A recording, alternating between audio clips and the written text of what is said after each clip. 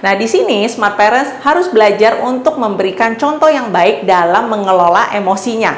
Misalnya seperti saya, jika saya sedang emosi, biasanya saya katakan pada anak-anak saya, "Mami lagi pengen sendiri." Jadi, biar saya tenang dulu smart parents. Kalau enggak, yang ada kita malah ngomel-ngomel terus.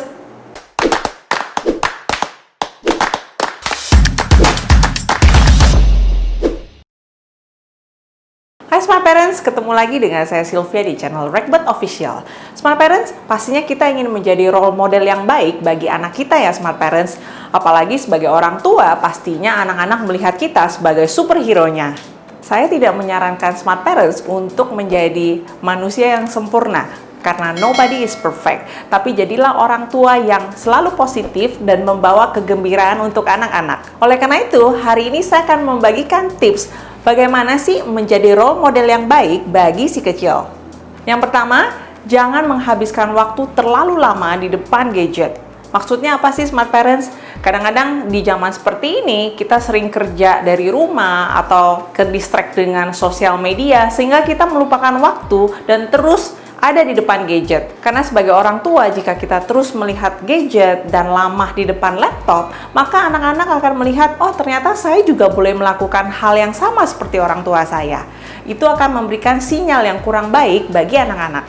Yang kedua, cara mengatur emosi setiap hari. Smart Parents, sebagai orang tua, tugas kita adalah mengasuh anak-anak. Tapi dalam proses mengasuh anak-anak, biasanya ada beberapa hal yang memancing emosi Smart Parents. Nah, di sini Smart Parents harus belajar untuk memberikan contoh yang baik dalam mengelola emosinya. Misalnya seperti saya, jika saya sedang emosi, biasanya saya katakan pada anak-anak saya, "Mami lagi pengen sendiri."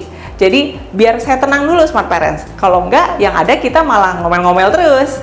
Nah, cara yang lain untuk mengontrol emosi, pada saat Smart Parents lagi pengen marah, Smart Parents bisa hitung angka 1 sampai 10 dalam hati. Nah, itu pelan-pelan akan meredakan rasa emosi Smart Parents. Yang ketiga, cara meminta maaf. Sebagai orang tua Smart Parents, tidak ada salahnya kalau kita memberikan contoh kepada anak-anak untuk meminta maaf duluan jika berbuat salah. Contohnya seperti saya, pada saat saya melakukan kesalahan kepada anak saya, misalnya pada suatu hari, saya sering banget ngomel-ngomel kepada anak saya, mungkin karena kerjaan, bukan karena anak saya, tapi saya melampiaskan kepada anak saya. Di hari malam sebelum dia tidur, biasanya saya selalu minta maaf dulu. Jadi waktu malam dia sudah tenang, saya minta maaf. Dan anak-anak akan mempunyai suasana hati yang enak untuk tidur.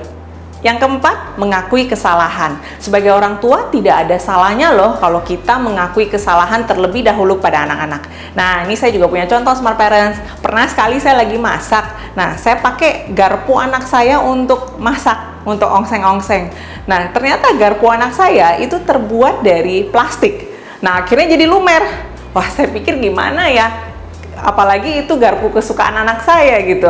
Akhirnya saya panggil anak saya dan saya bilang sama anak saya, "Mami bikin rusak nih garpunya, Mami minta maaf ya." Nah, inilah contoh yang saya mau berikan kepada anak saya, bahwa mengakui kesalahan itu wajar-wajar saja. Bahkan saya sebagai orang tua juga bisa berbuat salah loh. Yang kelima, berempati kepada orang lain. Sebagai orang tua, kita harus memberikan contoh kepada anak-anak cara berempati dengan orang lain. Karena anak-anak akan mencontoh dari sikap orang tuanya. Contohnya sangat sederhana Smart Parents, misalnya seperti kegiatan di rumah bagi Smart Parents yang punya anak mungkin 2 atau lebih. Jadi kita minta mereka saling membantu, misalnya kalau kakaknya lagi butuh bantuan, adiknya bisa bantu, begitupun sebaliknya. Itulah beberapa tips dari saya untuk Smart Parents agar menjadi role model yang baik untuk anak. Semoga tips dari saya bermanfaat untuk Smart Parents, dan apabila Smart Parents menyukai video ini, please like dan subscribe channel YouTube Rekbet Official. Dan apabila Smart Parents mempunyai saran maupun komentar untuk saya, please tulis di bawah kolom komentar ini, dan sampai jumpa di episode selanjutnya. Bye-bye!